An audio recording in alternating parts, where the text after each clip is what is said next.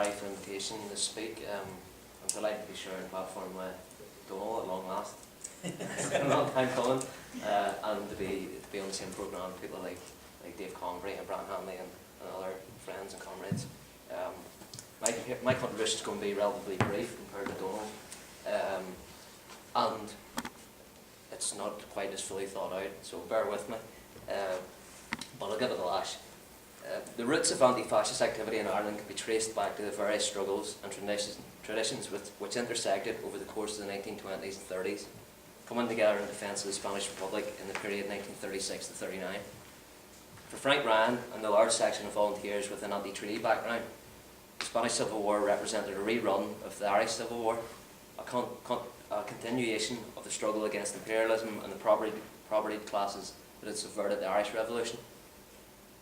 Ryan, who organised the first expedition of Irish to fight for the Spanish Republic, said that their intervention was a demonstration in sympathy of revolutionary Ireland with the Spanish people in their fight against international fascism, but it was also a reply to the intervention of Irish fascism in the war against the Spanish Republic, which, if went unchallenged, would remain a disgrace on our own people.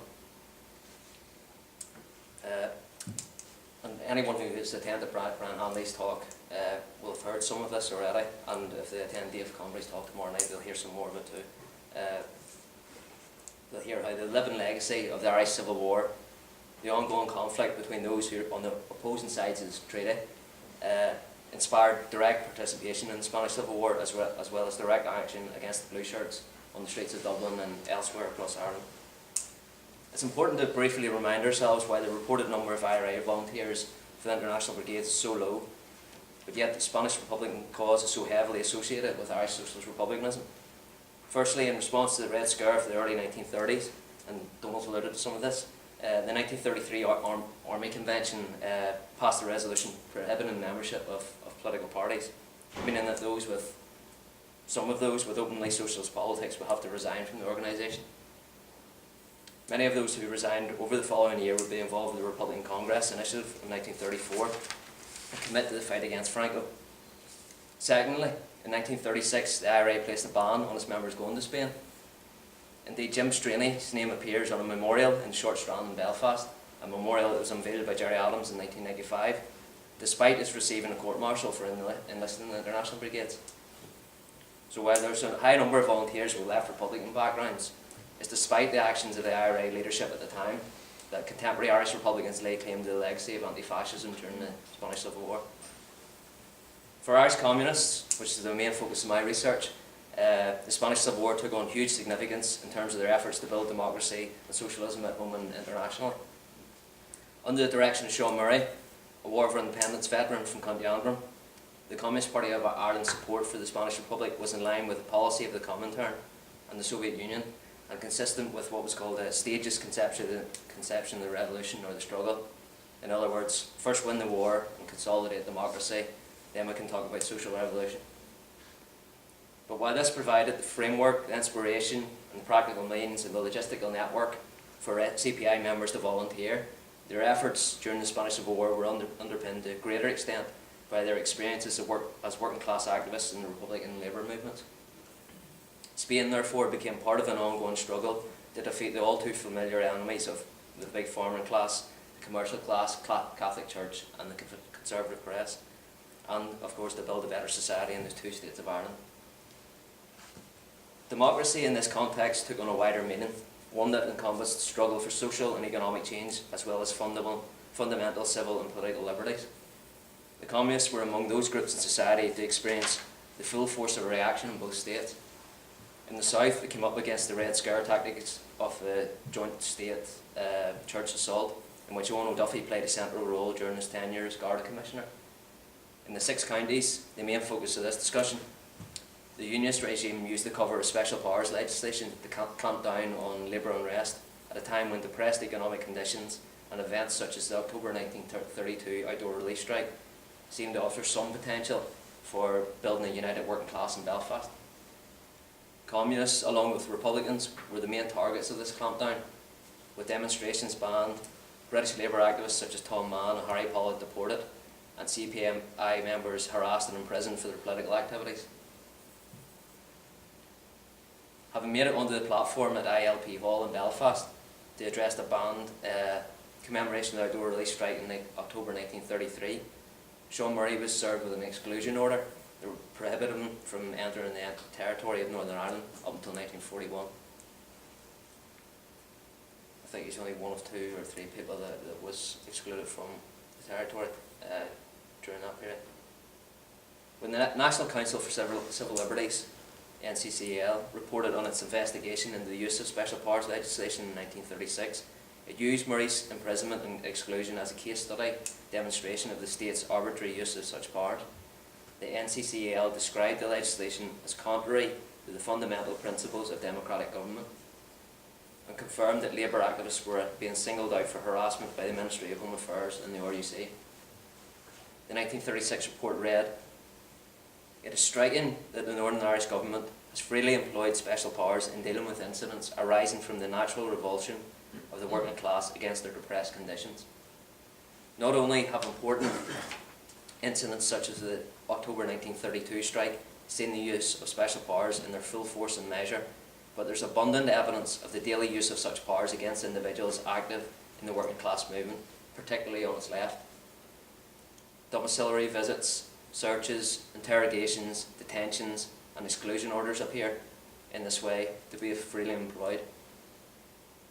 The report went on to conclude that it is sad that in the guise of temporary and emergency legislation there should have been created under the shadow of the British Constitution a permanent machine of dictatorship, a standing temptation to whatever intolerant or bigoted section that may attain power to abuse its authority at the expense of the people it rules. So whereas sections of the Catholic community in the 6 counties suffered discrimination at the hands of the sectarian administration, the Labour movement was in conflict with the bourgeois state, if you like to call it that, the landed gentry, the industrialists and the merchant class of the Unionist Party.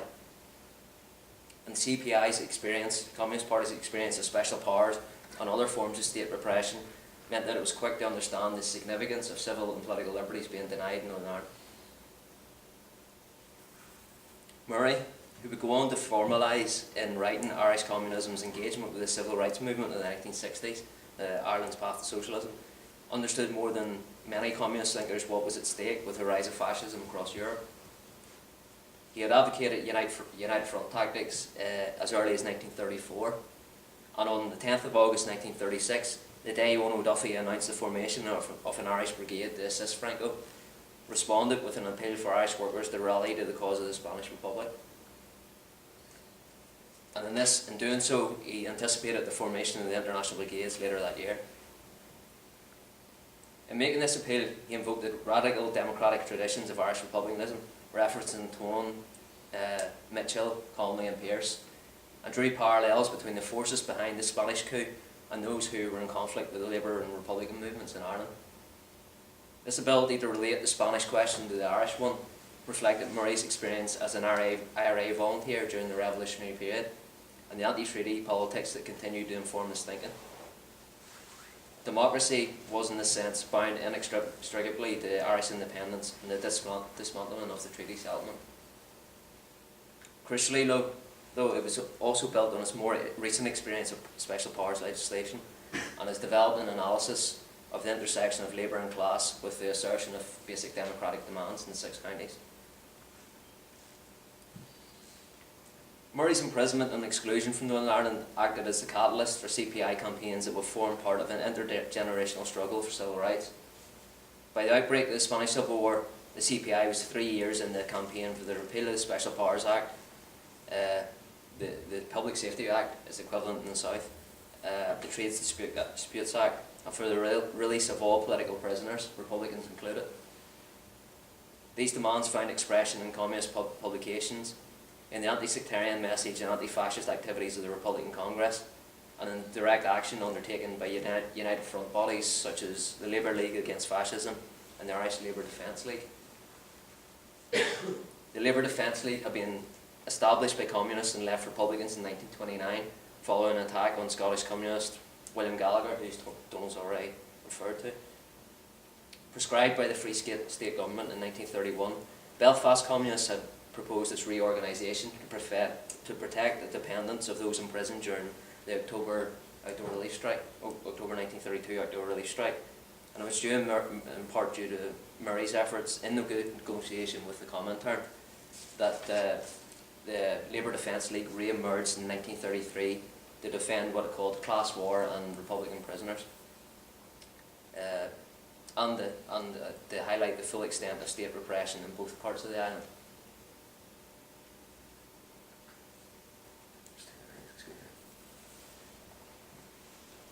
With the forces of reaction gaining strength in Spain and fascism posing a growing threat across Europe, Irish communists, buoyed by the popular front politics of the period, would increasingly draw parallels between the methods used to curb the activities of the Labour movement in Spain, Italy and Germany with those employed by the two governments of Ireland. Special branch reports of meetings organised by the Labour League Against Fascism and the Arms for Spain Committee, amongst other bodies, revealed that communists of working class stock, Protestant working class stock such as Billy McCulloch, who was no fan of republicanism and came from an industrial trade union background, regularly depicted the Special Powers Act as fascistic and situated their use within the wider context of increasing authoritarianism across Europe. The fight for democracy in Ireland and Spain for McCulloch and his comrades in the CPI represented two sides of the same coin. In theory, this position was endorsed by a motion passed at the 1938 annual conference of the ITUC, and in practice, for the communists, it translated into expressions of solidarity and joint action with the Republican movement in resisting the erosion of civil and political liberties and expansion of the repressive arm of the Unionist state. This key feature of CPI agitation continued in the 1940s, with public meetings and joint demonstrations held in protest at the imprisonment of IRA prisoners in the 6 counties and in Britain, uniting communists and republicans in clashes with the RUC in parts of West Belfast and Derry. Discarded by the Communist Party of Northern Ireland during its phase of supporting Britain's efforts in the Second World War, the principle of opposing Unionist state repression was reintroduced as a central pillar of Irish communist thinking in the mid-1940s, and would be fully integrated into the Northern Ireland civil rights movement at its inception in the early 1960s. Indeed, the emergence of civil rights as the defining issue of the generation can't be understood without reference to the longer struggle for civil and political liberties undertaken by successive generations of labour activists, and communists in particular. And in taking this wider view of history, and indeed reclaiming ownership of it, we can begin to challenge the popular explanation that assigns a vanguard role to an educated and socially mobile Catholic middle class, the beneficiaries of Stormont's 1947 Education Act, as the leadership, the vanguard of the civil rights movement in the 1960s. The Spanish conflict, meanwhile, can be remembered as one of the issues that helped mobilise and bind together the radical democratic forces of Labour and Republicanism that once again came to the fore in the 1960s. The third and final tradition I want to look at tonight is one that intersects with the anti-treaty republicanism and communism. The radical Protestant tradition, encompassing the politics of the United Irishmen, as well as the Labourist values of the Northern Ireland Labour Party and Socialist Party, made a significant contribution to the anti-fascist and democratic struggles in the 1930s. Here we include volunteers such as Liam Tomlinson and William Beatty, who both give their lives in defence of the Spanish Republic, as well as figures such as George Gilmore, an architect of the Republican Congress and supporter of the International Brigades, whose career actually provides a useful nexus between the politics of left republicanism in the 1930s and the politics that developed in the 1960s. It was also this tradition that produced people like Sam Kyle, Jack Beatty, William McMullen, all soft Conleyite MPs in Stormont, who each acted as a thorn in the side of the Unionist government in different ways and at different times during the 1920s and 1930s. As early as 1928, Kyle was challenging the Minister of Home Affairs in the Chamber, the Minister of Home Affairs Dawson Bates, to reconcile the use of political repression with the values of British democracy, comparing the Special Powers Act to the powers enjoyed by a minister under Mussolini, and accusing the government of attempting to remove, quote, all civil liberties, the liberty of speech, the right of public meeting, and the right of trade unions to carry out their activities. Beatty, meanwhile, accused the regime of retaining special powers legislation as a means of jailing political opponents any time that proved expedient. And the Hansard reports of Stormont debates are interesting from that period in the late 20s, early 30s, when Beatty and Sam Kyle and some of the independent unionists are in the chamber. Beatty in particular was very supportive of the CPI's campaigns on these questions in the 1930s and 40s, and both deserve their place in the history of the long civil rights movement. Another key individual, controversial though, who helped to bridge Labour politics during the Spanish Civil War period, was NILP leader Harry Midgley, who hailed from the tradition of William Walker and moved the party gradually in the direction of unionism, to the extent that he would join Basil Brooks' wartime cabinet as Minister of Security.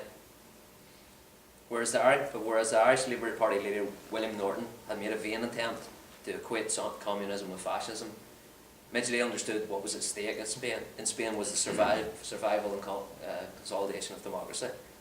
His legacy is complicated by evidence of anti-Catholicism, his relationship with the Orange Order, and his eventual co-option by Big House unionism. But as Conall Power and other historians have recently argued, Midgley probably deserves the benefit of the doubt for his stand in defence of the Spanish Republic in the face of Irish news propaganda, clashes with the Catholic Church, and the incitement of nationalist politicians. It was a relatively brave stand to take in that context. Despite all of his issues, he worked closely with the Communist Party's Betty Sinclair, an Ardoyne-born Protestant, and supported the launch of the Irish Democrat, an inclusive pro-Spanish Republican newspaper sponsored by the Communist Party, Republican Congress, Northern Ireland Socialist Party, Northern Ireland Labour Party, and an eclectic mix of liberal and socialist activists and intellectuals, some of whom were involved with the New Theatre and the Left Book Club as well. It was even Sean Murray maintained that it was to Midgley's everlasting credit that he intervened on the Spanish Republican side. Even if we don't accept that the proposition that the Spanish Civil War was the first phase of the Second World War, there's no doubt that it became a symbol of the global struggle in the 1930s. Put simply, the Spanish conflict laid bare the fundamental political issues of the time, pitting democracy and social revolution against the forces of counter-revolution and reaction. The Marxist historian Eric Hobsbawm has rightly claimed, he stole my thunder here, has rightly claimed that the wrong side won the Spanish conflict, and that was a defeat compounded by the loss of some of the Irish and international left's biggest and brightest talents. But it's precisely due to the intellectuals, the artists and the writers who mobilised so overwhelmingly in favour of the Republic that in this instance history has not been written by the victors. Orwell's homage to Catalonia, Hemingway's For Whom the Bell Tolls, Picasso's Guernica, Auden's poem Spain 1937, Loach's Land of Freedom, and even from an Irish perspective, Christy Moore's Viva la Quinta Brigada have ensured that in creating the world's memory of the Spanish Civil War, the pen, the brush and the camera wielded on behalf of the defeated have proved mightier than the sword and the power of those who won. In Ireland, it's the Republican volunteers who are remembered and honoured, while O'Duffy's crusade is universally ridiculed, and rightly so. Most of us would be familiar with Brenton Bain's quip that O'Duffy's army achieved the military feat of coming back with more men than went out with. While O'Duffy himself is remembered as a drunkard, a narcissist and a bully. Belfast, meanwhile, is home to no less than 12 memorials to those who went to the aid of the Spanish Republic. Yeah. Unless, Dave, you want to correct me on that? No, anyway. No less than 12 memorials to those who went to the aid of the Spanish Republic, including a plaque recently erected in the Shankill Road Library to the 7 men from the area who went to fight against Franco.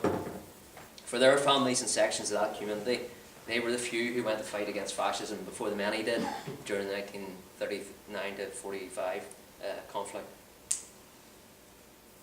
The Spanish Civil War is remembered above all as a clash between democracy and fascism in continental Europe, with the defeat of the Spanish Republic making the need for international anti-fascist alliances more urgent. Here it's remembered as an event of international significance in which Irish men and women played a small but significant, hugely symbolic part for the left. But there remains much work to be done in placing the Spanish Civil War in the wider Irish context. and my interest is in restoring labour to its rightful place at the centre of the long civil rights movement. And that's my starting point, and that's where I'll finish tonight. Thanks very much.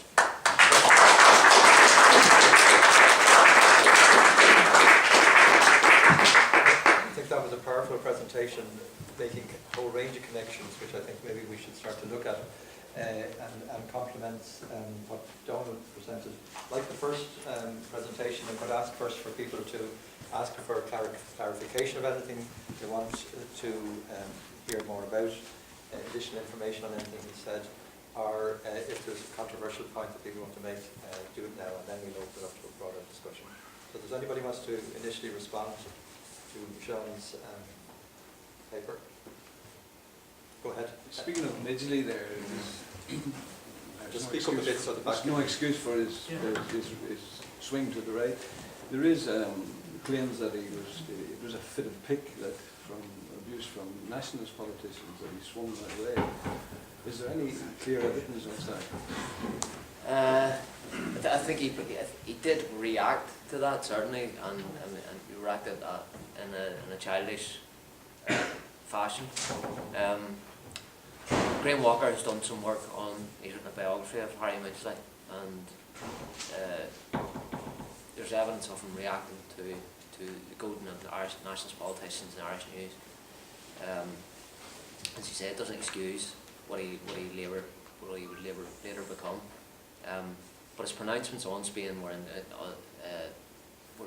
firmly in line with what was being said by those on the radical left, those in the communist movement, and it's because of that Betty Sinclair, people like Betty Sinclair and William McCulloch and Sean Murray and others were able to share a platform with him, because he was making the same pronouncements in defence of Spanish democracy. But yeah, there is evidence. If you read Graham Walker's book, you see that there is evidence of him reacting like that and attacking people's private faith, actually, which is something that should sit uncomfortably with everyone. But I have no problem in picking the fight with the Catholic Church, like, but he did go to the extent of insulting people's private faith, and that's a letdown. Okay. Anybody else want a point of clarification or to agree or disagree with any particular point? Just a question for Sean. Was there any kind of intense anti-communism that was witnessed on the streets of Dublin, in Belfast, attacks on trade union buildings or anything of that kind? There was an organisation called the Ulster Protestant League, which emerged in the early 30s. 1931 it was most active, and it would have attacked the opposites of the Northern Labour Party and the Communist Party. And it was, there was an overlap with the Ulster Protestant League and the Ulster Unionist Labour Association, which was established by the Unionist Party to control sort of Protestant working class dissent. So there was an overlap there.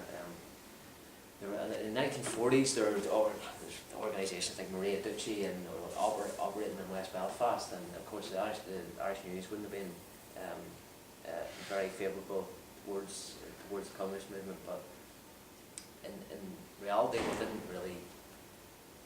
was no real need for Red Scare tactics in the north, because they sort of shot themselves in the foot before they get going. Yeah, at the back. Can I just ask about the gentleman you said from the Shankill to the 7? What would the background that went? Well, the 7, where do you start? Dave's probably the one to answer that question. But the 7 who went from the Shankill, they're all from industrial working class backgrounds, involved with the trade union movement at a lay level, a lay grassroots level, and that's sort of what took them into that milieu and to Spain. But individually, I couldn't recount their own individual stories. No, I didn't mean individually. I meant in the general, where they trade you, at grassroots, LA level, they were active in the trade union movement through their employment and their workplaces. That's what took them to Spain. Okay, up here, somebody? Yeah. Just two questions. The first one is, could you just explain or explore a little bit more the IRA's instruction for people not to go to this kind of, I'd love to hear a bit more about that. And secondly, 12 plaques that were put up in East Belfast that you referred to. I'm just quite interested to know, how is that kind of rationalised?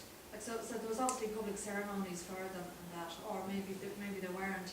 And how are they rationalised in terms of like the different political groupings in East Belfast, whether it was the PUP or how maybe you don't know the answer to it, but I'd be interested to know in how was like fighting fascism from those communities, how's that kind of dealt with today, or how's it rationalised, explained and understood, or it's just ignored by the loyalist groups or other unionist groups in East Belfast?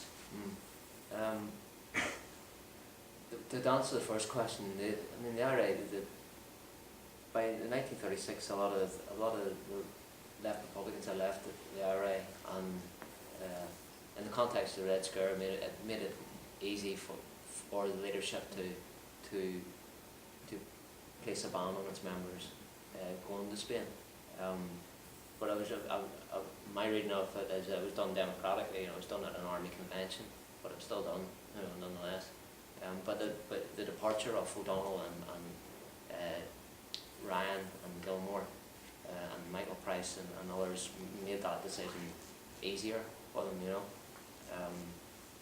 And in regards to the second question, maybe I slipped up or something, but the 12 plaques are dotted across Belfast. They're not just in East Belfast. They're dotted across Belfast, but the one in Shankill it's of particular interest because in the 6 counties there is a tendency for Irish Republicans to make the case that commemorating the Spanish Civil War is their preserve. It's their cause. So there was a lot of so there was a lot of hard work done. Is the answer. There's a lot of hard work done behind the scenes to convince community leaders on the Shankill that this was a good idea, and I think it was sold, and probably rightly so. It was sold in the context of a longer anti-fascist struggle. Well, as I said in the talk, whether you see the Second World War as a continuation of the Spanish Civil War or not, my understanding is that's how it was framed, and that's how it was sold to the people who could have prevented such a thing from happening. But it was welcomed by the community, and it's still there. And they have an event. They have the IBCC annual AGM and annual lecture in the Shankill Library every year now. So, and it's standing International Brigades Commemoration Committee. And so they have that lecture in the Shankill Road Library every year, and it's standing room only every year. It's very well attended. So there's some progress being made there, but it wasn't without great difficulty that they managed to get the plaque erected. There was some opposition, of course, that if anything was associated with Irish republicanism, Go on. There was a window put up, but I understood everyone at Belfast Council supported it for the International Brigade. That's right. Last year there was a stained glass window put up in City Hall, and all parties supported it. Yeah. Again, there's a lot of hard work done behind the scenes there. But, Was that a first for? I would say so.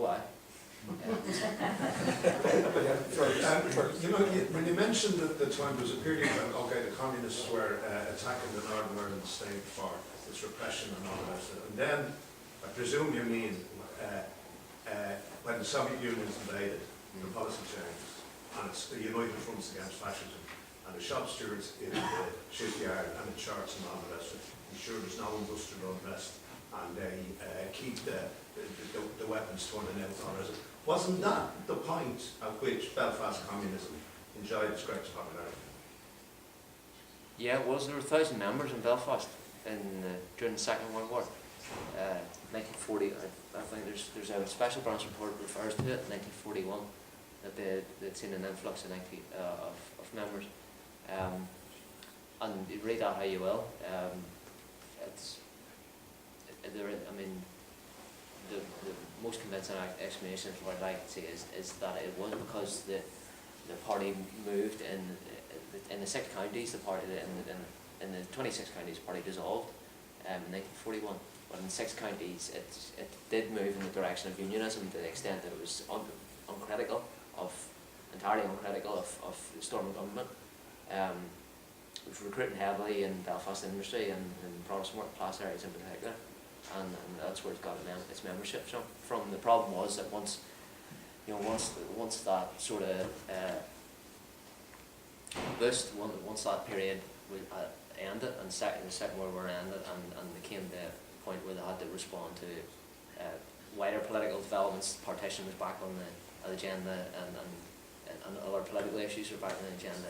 The economistic sort of strategy of engaging people on the shop floor, it didn't work, and as I say, they shot themselves in the foot there by refusing to engage with wider political questions. But yeah, they had 1,000 members in Belfast, which was remarkable. The reason for it was, you see, that what they needed to do, from the point of view of the Belfast Communist and Working Party, the question was the survival or not of the Soviet Union.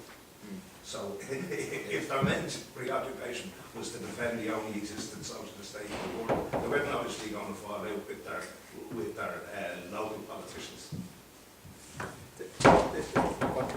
Well, I mean, that was the line was by that stage was to defend the Soviet foreign policy and to go that line, and that's true. And by extension, that meant supporting the British war effort. It meant supporting the drives for full production, for wage restraint, and those types of things.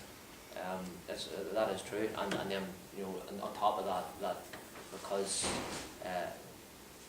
the unions, on top of that, it meant being less critical of the Unionist Party and what the Unionist regime was doing in a wider political context.